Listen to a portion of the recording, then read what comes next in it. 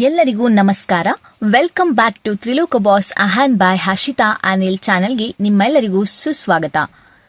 ಇವತ್ತಿನ ವಿಶೇಷ ಆಷಾಢ ಮಾಸದ ಕೊನೆಯ ದಿನ ಅಂದರೆ ಈ ಅಮಾವಾಸ್ಯೆಯನ್ನ ನಾವು ಭೀಮನ ಅಮಾವಾಸ್ಯೆ, ಜ್ಯೋತಿರ್ಭೀಮೇಶ್ವರ ವ್ರತ ಅಥವಾ ಗಂಡನ ಪೂಜೆಯ ದಿನ ಅಂತ.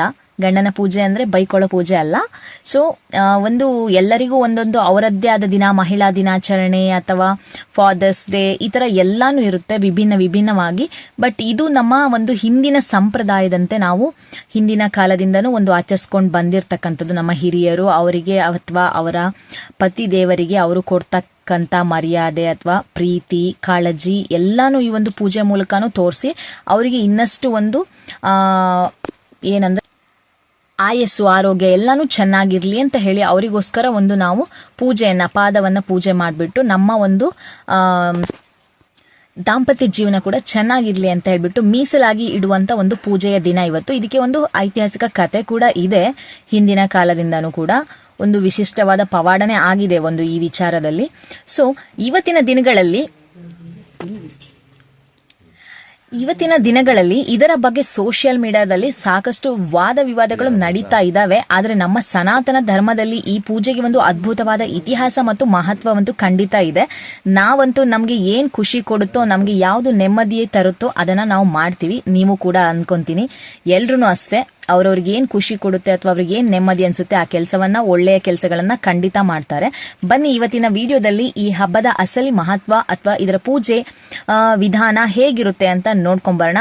ಹೇಗಿರುತ್ತೆ ಅಂದ್ರೆ ನಾವು ಮಾಡಿರೋ ತರ ಸಿಂಪಲ್ ಆಗಿ ನಮ್ಗೆ ಯಾವ್ದೋ ಶಾಸ್ತ್ರ ಪ್ರಕಾರ ನಾವು ಗೊತ್ತಿರುತ್ತೋ ನಾವು ಅದನ್ನ ಮಾಡಿದೀವಿ.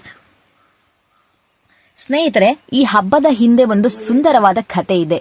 ಒಬ್ಬ ಬಡ ಬ್ರಾಹ್ಮಣ ತನಗೆ ಕಷ್ಟದಿಂದಾಗಿ ಅಂದ್ರೆ ತನಗೆ ಬಂದಿರೋ ಒಂದು ಕಷ್ಟದಿಂದಾಗಿ ತನ್ನ ಮಗಳನ್ನ ಒಬ್ಬ ರಾಜ್ಕುಮಾರನಿಗೆ, ಸ್ವತಂತ್ರ ರಾಜ್ಕುಮಾರನಿಗೆ ಕೊಟ್ಟು ಮದುವೆ ಮಾಡಬೇಕಾಗಿರುವಂತ ಪರಿಸ್ಥಿತಿ ಬರುತ್ತೆ. ಮದುವೆಯಾದ ದಿನವೇ ಆಕೆ ಏನಾಗ್ತಾಳೆ, ಆಕೆ ವಿಧವೆ ಆಗ್ತಾಳೆ. ಅಂದ್ರೆ ಆದ್ರೆ ಆಕೆ ಧೃತಿಗೆಡಲ್ಲ. ಇದೇ ಆಷಾಢ ಅಮಾವಾಸ್ಯೆಯ ದಿನ ಮಣ್ಣಿನಿಂದ ಶಿವ ಪಾರ್ವತಿಯರ ಪ್ರತೀಕವಾಗಿ ದೀಪಗಳನ್ನ ಮಾಡಿ ಭಕ್ತಿಯಿಂದ ಜ್ಯೋತಿರ್ಭೀಮೇಶ್ವರ ವ್ರತವನ್ನ ಆಚರಿಸ್ತಾಳೆ. ಅವಳ ಭಕ್ತಿಗೆ ಒಲಿದು ಸಾಕ್ಷಾತ್ ಪರಶಿವನು ಪ್ರತ್ಯಕ್ಷನಾಗಿ ಮಣ್ಣಿನ ಕಡಬನ್ನ ಒಡೆದು ಆಕೆಯ ಪತಿಗೆ ಮರಳಿ ಪ್ರಾಣ ಭಿಕ್ಷೆ ನೀಡುತ್ತಾನೆ ಅಂತ ಹೇಳ್ಬಿಟ್ಟು ಈ ವ್ರತ ಆಚರಣೆಗೆ ಒಂದು ಕತೆ ಇದೆ. ಅಂದ್ರೆ ನನ್ಗನ್ಸೋ ಪ್ರಕಾರ ಕಲಿಯುಗ ಅಥವಾ ಇವಾಗಿನ ಹಳೆ ಕಾಲ ಈ ಕಾಲ ಯಾವುದೂ ಅಲ್ಲ. ನಾವು ಮಾಡೋ ಕೆಲಸದಲ್ಲಿ ಅಥವಾ ನಾವಿಟ್ಟಿರುವ ಒಂದು ಅಚಲವಾದ ದೇವರ ಮೇಲಿರೋ ಶ್ರದ್ಧೆ, ಭಕ್ತಿ ಇಟ್ಕೊಂಡು ನಾವ್ ಯಾವುದೇ ಕೆಲಸವನ್ನ ಮಾಡ್ಲಿ ಸ್ವಲ್ಪ ತಡ ಆಗ್ಬೋದು, ಬಟ್ ಅಥವಾ ಏನಾದ್ರೂ ಸ್ವಲ್ಪ ಕಷ್ಟಗಳು ಬರ್ಬೋದು, ಬಟ್ ಖಂಡಿತ ಸಕ್ಸಸ್ ಅಂತ ಫಲ ಅಂತ ಇದ್ದೇ ಇರುತ್ತೆ. ಸೊ ಅದೇ ಒಂದು ನಿಟ್ಟಿನಲ್ಲಿ ನೀವು ಎಲ್ರು ಇವತ್ತು ಜೀವಿಸ್ತಾ ಇರೋದು.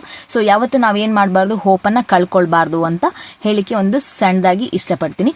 ಸೊ ಈ ಪೂಜೆಯಲ್ಲಿ ಮುಖ್ಯವಾಗಿ ಮಣ್ಣು ಅಥವಾ ಹಿಟ್ಟಿಂದ ಮಾಡಿದ 2 ಜ್ಯೋತಿಗಳನ್ನ ಹಚ್ಚಲಾಗುತ್ತಂತೆ ಕತೆಗಳ ಪ್ರಕಾರ. ನಾನು ಹೇಳಿದನಲ್ಲ ಫ್ರೆಂಡ್ಸ್, ನಮ್ಗೆ ಏನಿದೆಯೋ ಅಥವಾ ನಮ್ಗೆ ಯಾವ್ದ್ರಲ್ಲಿ ಎಷ್ಟು ತೃಪ್ತಿ ಸಿಗುತ್ತೋ ನಾವು ಅದೇ ತರನೇ ನಡ್ಸ್ಕೊಂಡು ಹೋಗ್ಬೇಕಾಗತ್ತೆ.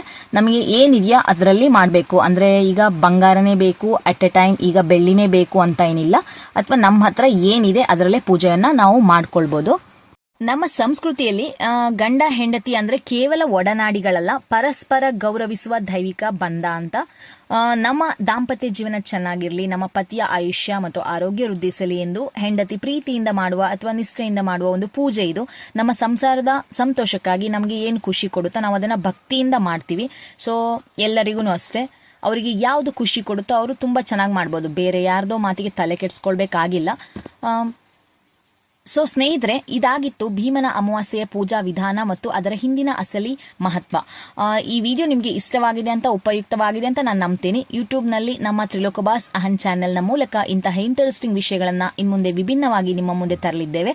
ದಯವಿಟ್ಟು ವಿಡಿಯೋಗೆ ಲೈಕ್ ಮಾಡಿ, ನಿಮ್ಮ ಅನಿಸಿಕೆಯನ್ನು ಕಾಮೆಂಟ್ ಮಾಡಿ ಮತ್ತು ನಮ್ಮ ಚಾನೆಲ್ಗೆ ಸಬ್ಸ್ಕ್ರೈಬ್ ಆಗಿ ದಯವಿಟ್ಟು ಸಪೋರ್ಟ್ ಮಾಡಿ ಅಂತ ಎಲ್ಲರಿಗೂ ಮತ್ತೊಮ್ಮೆ ಕೇಳ್ಕೊಳ್ತಾ ಎಲ್ಲರಿಗೂ ಭೀಮನ ಅಮಾವಾಸ್ಯೆಯ ಹಾರ್ದಿಕ ಶುಭಾಶಯಗಳು ಹಾಗೆ ಧನ್ಯವಾದಗಳು.